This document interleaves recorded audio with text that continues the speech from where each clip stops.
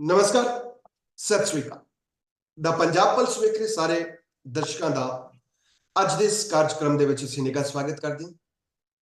ਅੱਜ ਦੇ ਇਸ ਕਾਰਜਕ੍ਰਮ ਦੇ ਵਿੱਚ ਅਸੀਂ ਪੈਨਲ ਡਿਸਕਸ਼ਨ ਕਰਾਂਗੇ ਉਹ ਮੁੱਦੇ ਜਿਨ੍ਹਾਂ ਦਾ ਪੰਜਾਬ ਤੇ ਭਾਰਤ ਦੀ ਰਾਜਨੀਤੀ ਦੇ ਉੱਪਰ, ਸਾਡੇ ਸਮਾਜ ਦੇ ਉੱਪਰ ਗਹਿਰਾ ਪ੍ਰਭਾਵ ਪਵੇਗਾ। ਇਸ ਡਿਸਕਸ਼ਨ ਦੇ ਵਿੱਚ ਸਾਡੇ ਨਾਲ ਜਿਹੜੇ ਮਹਿਮਾਨ ਜੁੜੇ ਨੇ, ਪਹਿਲੇ ਮਹਿਮਾਨ ਨੇ श्री सुमित दहिया जी।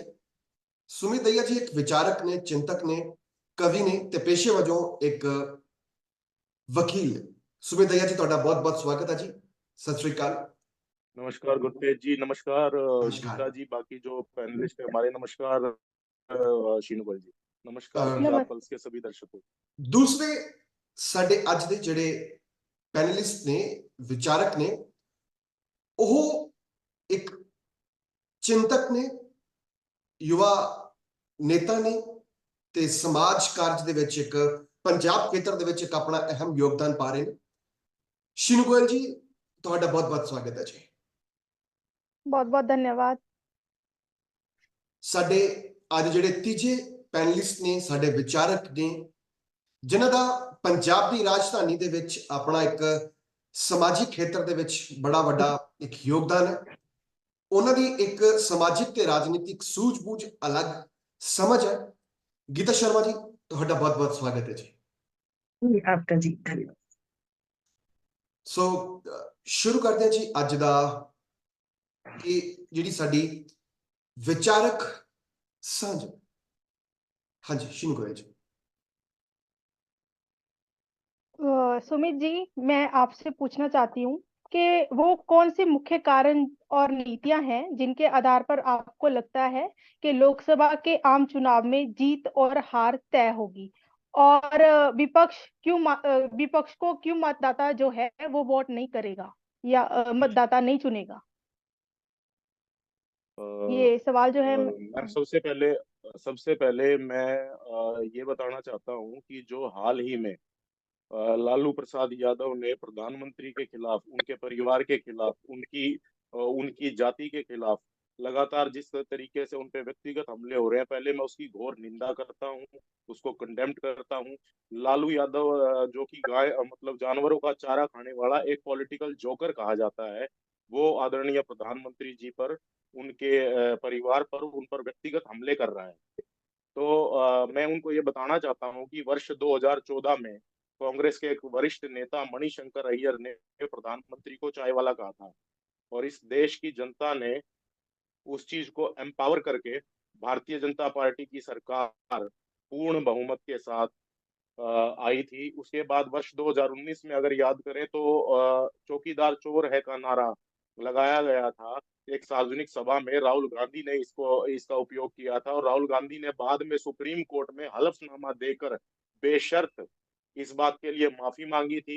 और मैं भी चौकीदार के नाम से कैंपेन चला था, और भारतीय जनता पार्टी की पिछली 2014 के बाद 2019 में और ज्यादा मार्जिन से, और ज्यादा वोट प्रतिशत से, और ज्यादा सीटों से दोबारा भारतीय जनता पार्टी सत्ता में आई थी। और अब बार बार उनको कभी भस्मासुर कहा जाता है, कभी उनको हिटलर कहा जाता है, कभी उनको खून का दलाल, कभी उनको मौत का सौदागर, कभी उनको हत्यारा, कभी उनको अब जो है उन पे व्यक्तिगत हमला, कभी उनकी जाति को लेके हमला, कभी उनकी माता जी की मृत्यु को लेके उनके ऊपर हमला किया जाता है, कभी उनके माता पिता के नाम पे उन पे हमला किया जाता है। तो अब मैं एक बात ये कह रहा हूं कि अब की बार जो है सारे रिकॉर्ड ध्वस्त होने वाले हैं। अब की बार जो है इस बात के लिए ये पार्टियां तैयार रहे कि अब की बार जो पिछले 2014 और 19 के सारे रिकॉर्ड है, और यहाँ तक भी नौबत आ सकती है कि आजाद भारत के पूरे पॉलिटिकल राजनीतिक क्षेत्र के, राजनीतिक जीवन के, राजनीति के पूरे इतिहास के भी सारे रिकॉर्ड शायद ध्वस्त हो सकते हैं। जिस प्रकार से मोदी जी पे हमला किया जाता है, प्रधानमंत्री वो सारे देश के प्रधानमंत्री हैं, सभी पार्टियों के, सभी लोगों के प्रधानमंत्री हैं, और पूरा एक प्रधानमंत्री के लिए, एक राष्ट्रीय अध्यक्ष के लिए ना पूरा देश, उस देश की जनता, उस देश के बच्चे, उस देश के बुजुर्ग, उस देश की महिलाएं, उस देश की माताएं बहनें, ये प्रधानमंत्री के लिए पूरा देश ही उसका परिवार होता है। तो ये इसकी घोर निंदा जिन शब्दों में भी की जाए वो कम है। अब मैं आपके बात का जवाब देता हूं। मैम, आपने कहा कि किस तरीके से जो है ना आप एक बार अगर आप अपना सवाल रिपीट कर दें तो प्लीज। जी, के इस लोकसभा में आप चुनाव में जीत और हार किस मुद्दे पे तय होगी, और विपक्ष को क्यों मतदाता नहीं चुनेगा? ये मेरा सवाल है हाँ, आपसे। पहले मैं ये बात आपको बता दूं विपक्ष को क्यों नहीं चुनना चाहिए। देखिए, जब ये देश आजाद हुआ था तो आजाद भारत में कांग्रेस ने जो पहला घोटाला किया था, मेरे पास एक सूची है, लिस्ट है। जीप घोटाला कहते थे उसे, जीप घोटाला, जीपें बनी थी, वो जीप का पहला घोटाला किया था। उसके बाद खजाना घोटाला, साइकिल घोटाला, बोफोर्स जो बड़ा फेमस हुआ था इनका घोटाला, बोफोर्स कांड। उसके बाद नगरवाला घोटाला, मारुति घोटाला, मारुति घोटाला, जो कांग्रेस ने अपने मतलब जो है ना परिवार के लिए, यानी अपने परिवार के लिए वो मारुति कंपनी की कुछ गाड़ियां बनवाने और प्लांट लगाने के लिए, क्योंकि वो इस क्षेत्र में उतरना चाहते थे, ठीक है, मोटर वाहन क्षेत्र में, उसके लिए उन्होंने मारुति की वो लगवाई थी। उसके बाद HWL, Adarsh society, Bhopal gas, Louis Berger तेल की घोटाला, सबमरीन घोटाला, 2G घोटाला, एंड्रॉयड घोटाला, कॉमनवेल्थ घोटाला, कोयला घोटाला, शारदा चिट फंड घोटाला, INX media, land for job जो हरियाणा में हुआ था, जिसमें पूर्व मुख्यमंत्री भूपेंद्र सिंह हुड्डा और इनके राष्ट्रीय दामाद जो है उस उनके मतलब रॉबर्ट वाड्रा का नाम उसमें है, जो जो पंचकुला और गुड़गांव का लैंड घोटाला था। उसके बाद J&K क्रिकेट एसोसिएशन, यानी जीप घोटाले से लेके और आज जो इनका सांसद धीरज साहू, जिसके घर से 350 करोड़ रुपए कैश मिले हैं, आज के इस घोटाले तक लगभग 12 लाख करोड़ के कांग्रेस ने घोटाले किए हैं। और ये लोगों को पता होना चाहिए कि शायद लोगों को ये पता नहीं है कि इस देश के आजाद होने के बाद 3 दशक लगे भारत का टोटल बजट ही 12 लाख करोड़ पहुंचने में। इससे ज्यादा कांग्रेस के घोटाले हैं। आसमान की तरंगों से 2G घोटाला, पाताल से कोयला घोटाला, जमीन से कॉमनवेल्थ घोटाला, यानी आकाश से, जमीन से, धरती से, हर तरीके से जहां जहां से घोटाले किए जा सकते थे, देश की जनता को बिल्कुल त्रस्त कर दिया था उन्होंने। अब मैं आपको बताता हूं कि किस लिहाज से जो है ना सरकार को वोट करना, या किस लिहाज से मतलब जो है ना एक लाभार्थी वर्ग है। लाभार्थी वर्ग में कौन कौन है? लाभार्थी वर्ग में महिलाएं हैं, लाभार्थी वर्ग में बुजुर्ग हैं, लाभार्थी वर्ग में किसान है, लाभार्थी वर्ग में इस देश का युवा है। ठीक है, जिस तरीके से वो कहते हैं ज्ञान, GYAN, ये सब देश के लाभार्थी वर्ग है। 50 करोड़ के करीब बैंक खाते खोले गए, जिसमें से आधे बैंक खाते महिलाओं के हैं। ये विशेष तौर पे मैं जोर दे के इसलिए कह रहा हूँ कि आज से 3 दिन के बाद 8 तारीख को महिला दिवस है। तो महिला दिवस के दिन ये मतलब महिलाओं को मैं वो परिस्थिति बता रहा हूँ जो महिलाओं के एम्पावर के लिए करी गई है। लाभार्थी वर्ग में 25 करोड़ जो जन धन खाते हैं वो महिलाओं के हैं। मुद्रा योजना के माध्यम से 31 करोड़ लोन, 31 करोड़ महिलाओं को एम्पावर करने का काम किया गया है। स्वयं सहायता समूहों के माध्यम से महिलाओं को एम्पावर किया जा रहा है। जो उज्ज्वला योजना है उसके माध्यम से 10 करोड़ के करीब जो है ना उज्ज्वला योजना के माध्यम से जो गैस कनेक्शन दिए गए हैं। 12.5 करोड़ के करीब कम से कम जो है ना जल से नल योजना के तहत महिलाओं को 3-3 4-4 घंटे अपने घर से पानी लाने में लगते थे। इसके अलावा लगभग लगभग जो है जो जहां तक मेरा वो है लगभग लगभग 13 करोड़ के करीब जो है ना शौचालयों का जो अभी लेटेस्ट सूची में देख रहा था, जिनको इज्जत घर कहा जाता है, वो महिलाओं के लिए बनाए गए हैं। इसके अलावा किसानों के लिए जी बिल्कुल। लगभग किसानों के जो अकाउंट में जो सब्सिडी आई है, वो सब्सिडी किसानों के अकाउंट में 3 लाख करोड़ के करीब आ चुकी है, और 3 लाख करोड़ रुपए उनको खाद सब्सिडी भी मिल चुकी है। तो इस देश का जो बजट है वो 47 लाख करोड़ पे पहुंच गया है। इस देश की इकोनॉमी 5वें नंबर पे है, जो अब आने वाले टाइम में तीसरे नंबर पे होगी। ऑटोमोबाइल क्षेत्र में ये देश चौथे नंबर पे है। वो मोबाइल मैन्युफैक्चर में देश दूसरे नंबर पे चला गया है। तो ऐसे अनेकों अनेक काम हैं जो इस सरकार ने किए हैं, जिसके आधार पर मुझे ऐसा लगता है कि कहीं ना कहीं मतलब जो है ना वोटर जो है वो मेच्योरिटी और समझदारी के साथ अब की बार भी वोट करेगा। एक छोटी सी बात मैं और इसमें ऐड करना चाहता हूँ जी, वो ये है कि जो ऐतिहासिक काम है, जो नारी शक्ति बंधन अधिनियम 3 दशक से रुका हुआ था, सब कहते थे इसकी जरूरत है। नई संसद भवन 3 दशक से रुकी हुई थी, सब कहते थे जी इसकी जरूरत है बस, लेकिन हो नहीं पा रहे थे ये काम।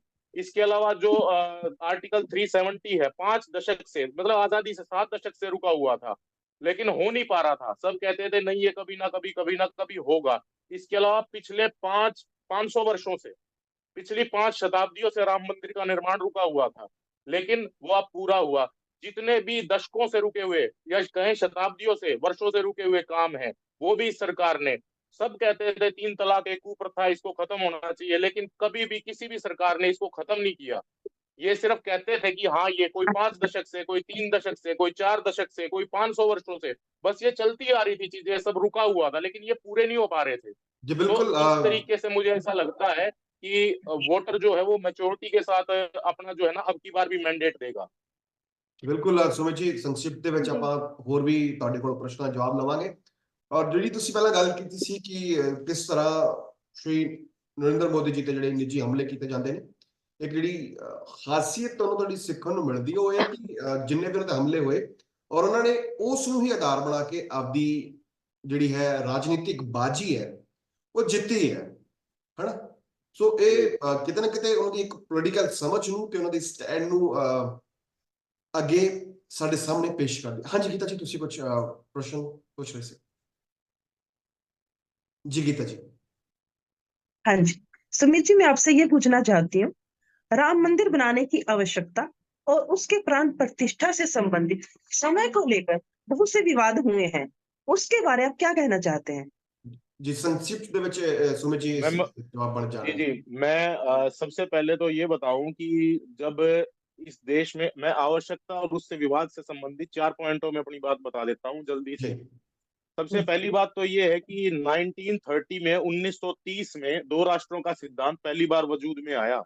मुस्लिम लीग ने इस बात को रखा और उसके बाद 1933 में पाकिस्तान शब्द पहली बार इस देश में सुनने को मिला। पाकिस्तान शब्द पहली बार 1933 में सुना गया था और 1947 में पाकिस्तान वजूद में भी आ गया।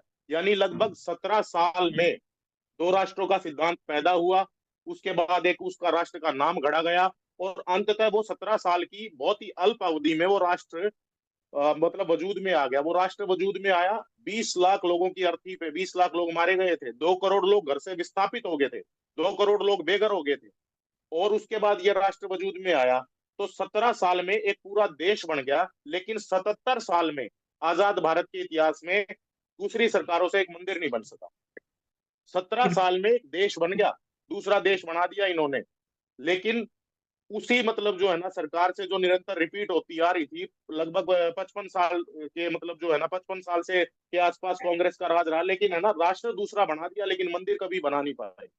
दूसरी बात, इवन रोड़ा अटकाने का भी काम किया था। दूसरी बात, मंदिर क्यों जरूरी है? मंदिर एक प्रतीक है, मंदिर एक मतलब अपनी एक संस्कृति का पुनर्निर्माण है, पुनर्स्थापना है भारतीय संस्कृति की। न केवल हिंदुओं की या सनातनी संस्कृति की नहीं कह रहा मैं कह रहा हूं भारतीय संस्कृति की। वो कैसे है? जितने भी हमले होते थे ना, तो जितने भी आतताई थे, जितने भी मतलब मुगल थे, चाहे मतलब खिलजी, मंगोल, जितने भी, ये सब पंजाब की तरफ से एंटर होते थे। पंजाब में कहावत भी थी, खांदा पींदा चाहिदा बाकी अहमद शाहिदा। ये पंजाब की कहावत बन गई थी। वो कहावत इसलिए बनी और फेमस हुई क्योंकि वो कहते थे भाई खा पी के जो है ना अपना खत्म करो, वरना है ना कल को अहमद शाह अब्दाली ने आ ही जाना है, खांदा पींदा चाहिदा बाकी अहमद शाहिदा। तो ये कहावत बनी और पंजाब की तरफ से क्योंकि वो आते थे, तो उत्तर भारत ने सबसे ज्यादा इनके हमलों को सहा। उत्तर भारत ने, ये एक ऐतिहासिक तथ्य है। तो उत्तर भारत में कोई मंदिर 12वीं शताब्दी के बाद का है ही नहीं। 12वीं और 13वीं शताब्दी के बाद का उत्तर भारत में कोई मंदिर नहीं है। साउथ में, दक्षिण भारत में वो मंदिर जरूर बच गए क्योंकि वहां तक शायद इतनी दूर तक वो पहुंच भी नहीं पाते थे। साउथ जो है वो आतताइयों की मार से बचा रहा, इसलिए वहां पे मंदिर भी बचे रहे। लेकिन उत्तर भारत इस चीज से नहीं बच पाया। तो इसलिए उत्तर भारत में, जबकि काशी उत्तर भारत में है, जबकि जो हमारे बड़े या ऐतिहासिक शहर है वो सारे उत्तर भारत में आते हैं ज्यादातर। साउथ में भी है लेकिन वहां पे मंदिर भी मतलब बचे हुए हैं।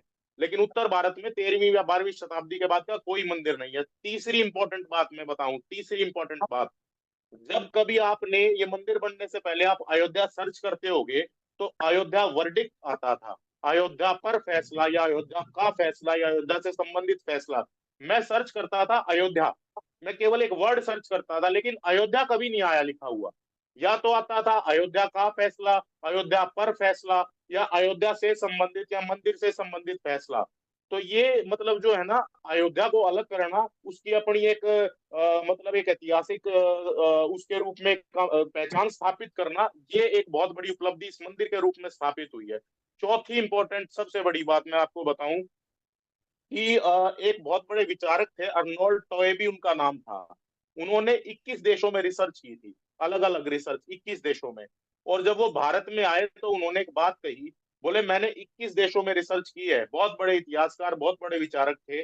उन्होंने कहा कि एक बार रूस ने पोलैंड पे हमला किया, और उसके बाद पोलैंड पे जब उनका अधिकार हो गया तो उन्होंने उस पोलैंड के निवासियों को जलील करने के लिए उनके बीचों बीच, है ना, मतलब देश के बीचों बीच एक मतलब एक उन्होंने, है ना, चर्च बना दिया। लेकिन जैसे ही पोलैंड आजाद हुआ रूस से, उन्होंने सबसे पहले वो चर्च गिराया।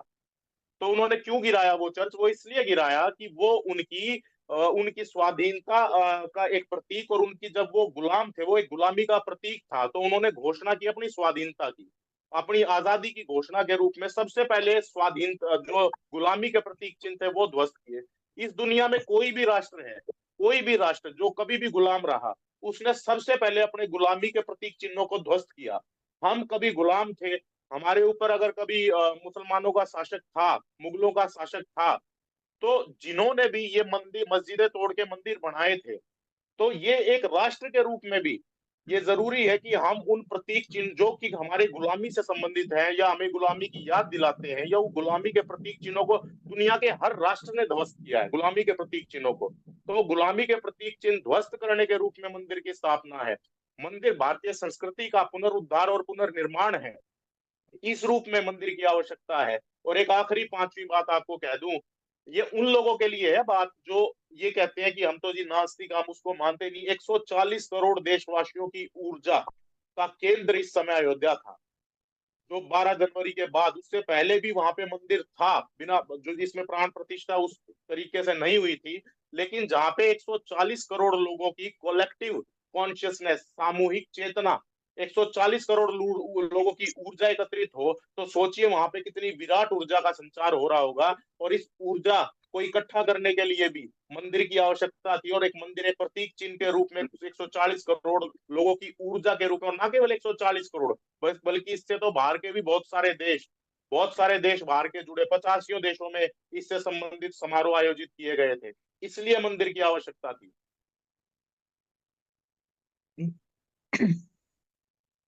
बिल्कुल सुमित जी, बहुत बहुत सही विचार तुसी रखे। लेकिन सानू एक बेनती है कि समय का विशेष ध्यान रखा जाए, क्योंकि समा अपने कोले बहुत सीमित है।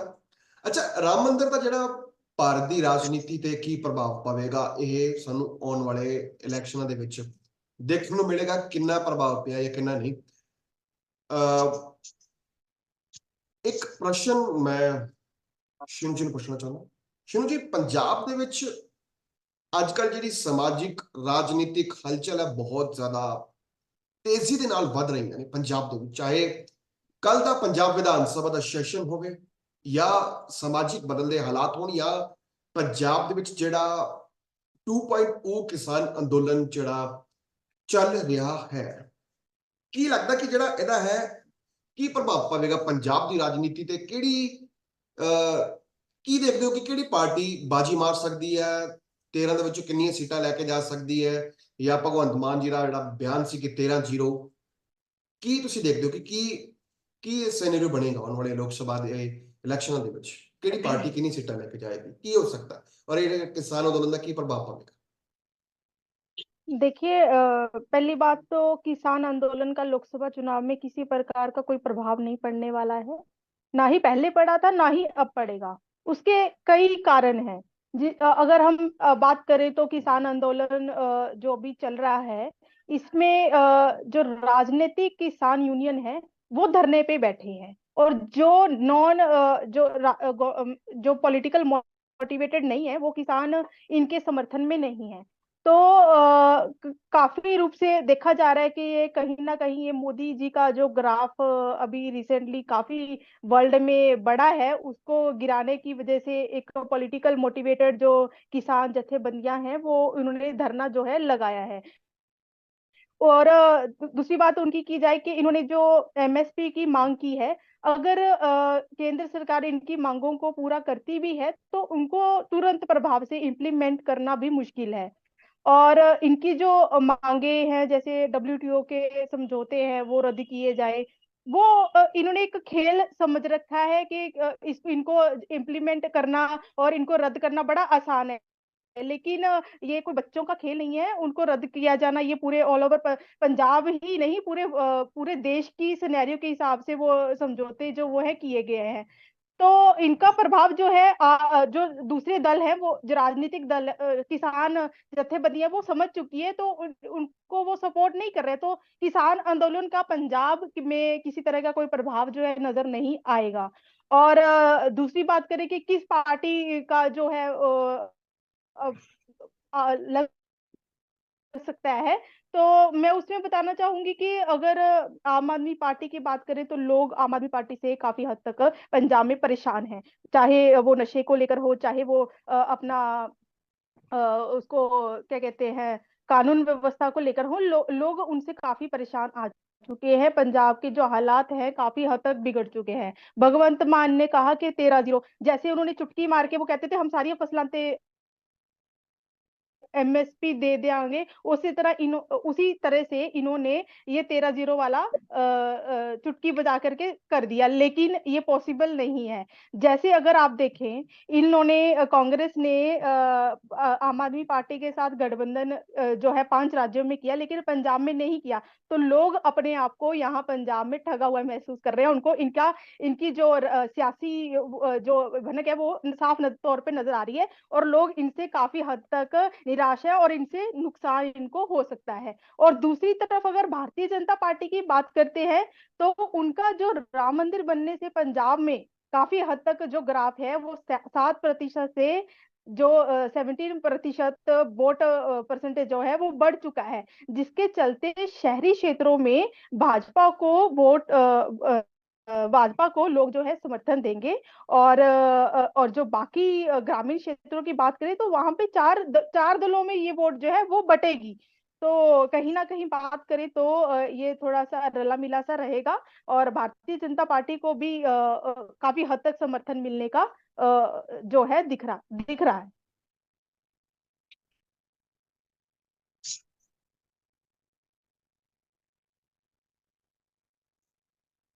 ਬਿਲਕੁਲ ਜੀ, ਇਹ ਰਲਵਾ ਬਿਲਵਾ ਜਿਹੜਾ ਹੈ ਪ੍ਰਭਾਵ ਉਹ ਪੰਜਾਬ ਦੀ ਭੂਮੀ ਤੇ ਦੇਖਣ ਨੂੰ ਮਿਲੇਗਾ।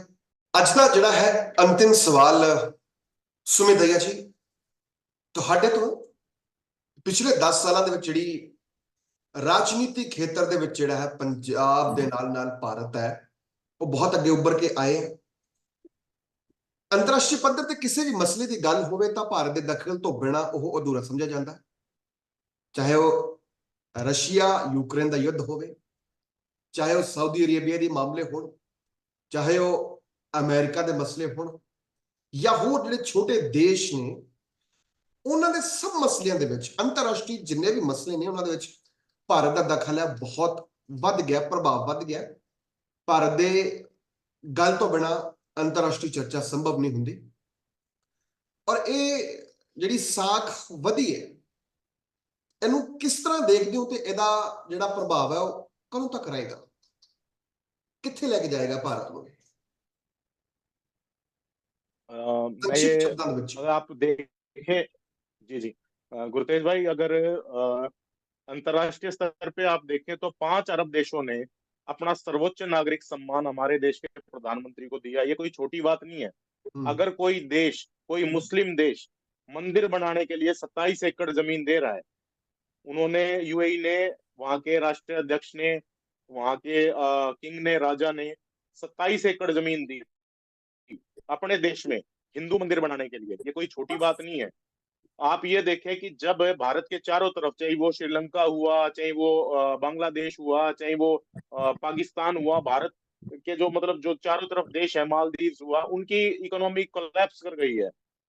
अभी कुछ दिनों पहले भारत की जो है ना जीडीपी ग्रोथ के जो आंकड़े जारी हुए हैं, किस लिहाज से भारत 8.2 की रफ्तार से आगे बढ़ रहा है, जबकि बड़े बड़े देशों की और भारत के जो पड़ोसी देश है उनकी भी मतलब जो है ना अर्थव्यवस्था कोलैप्स कर चुकी है। इसके अलावा जो भारत में मतलब भारत के जो पासपोर्ट की ताकत बढ़ी है अंतर्राष्ट्रीय स्तर पे, आप ये देखो कि 10 साल पहले तक दूसरे देशों के नंबर 2 की कतार के लीडर्स, यानी उनके छोटे मंत्री अधिकारी भारत के प्रधानमंत्री को रिसीव करने आते थे, लेकिन वर्ष 2014 के बाद से, जब से मोदी जी प्रधानमंत्री बने हैं, वहां के राष्ट्रीय अध्यक्ष खुद सपरिवार, मतलब यूएई के राष्ट्रीय अध्यक्ष जो है वो अपने पांचों भाइयों सहित, मतलब अपने सारे भाई मिलके उनको रिसीव करने आते हैं। ऐसे ही सभी मुल्कों में ऐसा कभी देखने को नहीं मिला कि अभी एक देखा आपने, राष्ट्रीय अध्यक्ष ने भारत के प्रधानमंत्री जी के पैर छुए जब वो उतरे विमान से। ऐसा कभी देखने को नहीं मिला कि इस कदर जो है ना किसी लीडर की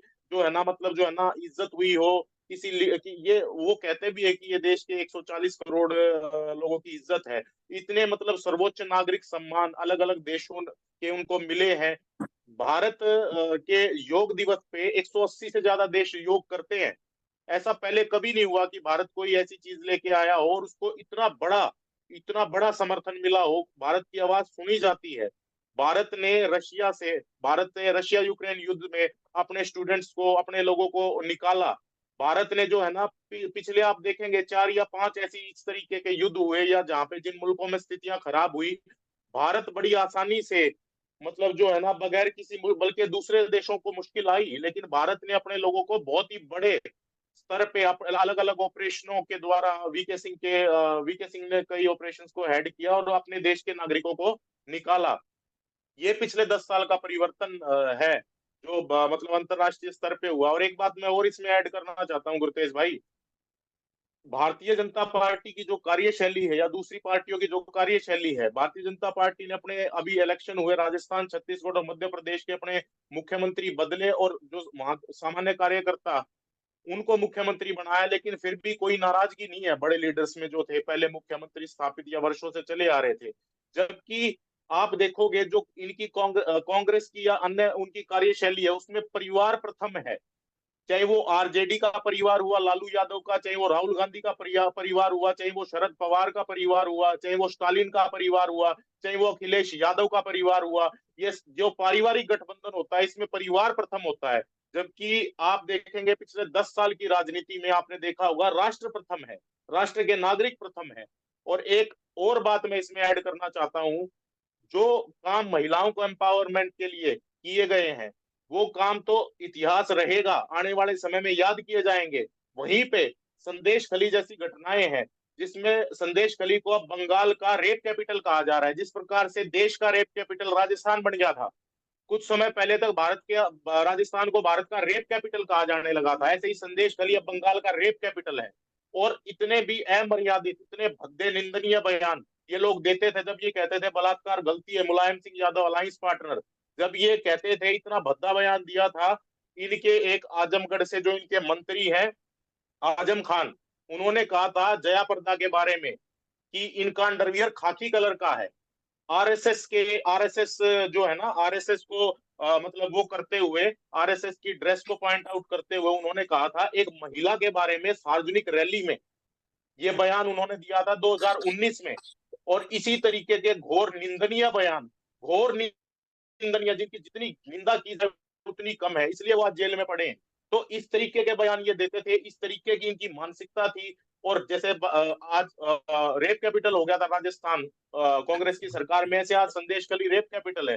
दूसरी तरफ नारी शक्ति वंदन अधिनियम और जो है ना लखपति दीदी और लाडली बहन जैसी योजनाएं हैं जिनसे एम्पावरमेंट किया जा रहा है महिलाओं को। क्योंकि मैं इसलिए कह रहा हूँ कि 8 तारीख को महिला दिवस है। तो ये जो है ना, ये चीजें भारत जो पिछले 10 साल में न केवल अंतरराष्ट्रीय स्तर पर बल्कि राष्ट्रीय स्तर पर भी, एक सामान्य जनमानस के स्तर पर भी, महिलाओं के स्तर पर, युवाओं के स्तर पर, बुजुर्गों के स्तर पर, जीवन स्तर के स्तर पर ये चीजें सुधरी हैं। और जिसका मतलब जो है ना आने वाले समय में पूरा असर आने वाले चुनाव में दिखेगा।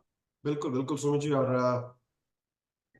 ਭਾਰਤ ਦੇ ਜਿਹੜੇ ਵਿਦੇਸ਼ ਮੰਤਰੀ ਹੈ ਡਾਕਟਰ ਐਸ ਜयशंकरन, ਉਹਨਾਂ ਦੀ ਮਿਹਨਤ ਭਾਰਤ ਸਰਕਾਰ ਦੀ ਨੀਤੀਆਂ ਰੰਗ ਲਿਆ ਰਹੀਆਂ ਨੇ। ਔਰ ਉਮੀਦ ਕਰਦੇ ਹਾਂ ਕਿ ਸਾਡਾ ਪੰਜਾਬ ਫਿਰ ਉਸ ਮਾਹੌਲ ਦੇ ਵਿੱਚ ਨਹੀਂ ਧਕੇਲਿਆ ਜਾਵੇਗਾ ਜਿਹੜਾ ਅਸੀਂ ਪਹਿਲਾਂ ਦੇਖ ਚੁੱਕੇ ਹਾਂ। ਪੰਜਾਬ ਦਾ ਰਾਜਨੀਤਿਕ, ਸਮਾਜਿਕ, ਧਾਰਮਿਕ ਮਾਹੌਲ ਸੁਖਾਲਾ ਹੋਵੇ ਔਰ ਜਿਹੜਾ ਭਾਰਤ ਸਾਡਾ ਦੇਸ਼ ਹੈ ਉਹ ਵੀ ਇੱਕ ਸਵਰਣਿਮ ਯੁੱਗ ਦੇ ਵੱਲ ਵਧੇ। ਅੱਜ ਦੀ ਇਸ ਬੈਠਕ ਦੇ ਵਿੱਚ ਸਾਡੇ ਸਭ ਦੋਸਤਾਂ ਦਾ, ਸਭ ਵਿਚਾਰਕਾਂ ਦਾ, ਚਿੰਤਕ, ਤੁਹਾਡਾ ਬਹੁਤ ਬਹੁਤ ਸਵਾਗਤ ਹੈ ਜੀ।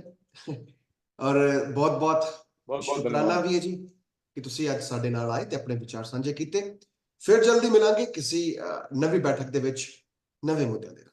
ਸਤਿ ਸ੍ਰੀ ਅਕਾਲ, ਨਮਸਕਾਰ ਜੀ। नमस्कार जी, सत सभी श्री अकाल जी, बहुत बहुत धन्यवाद।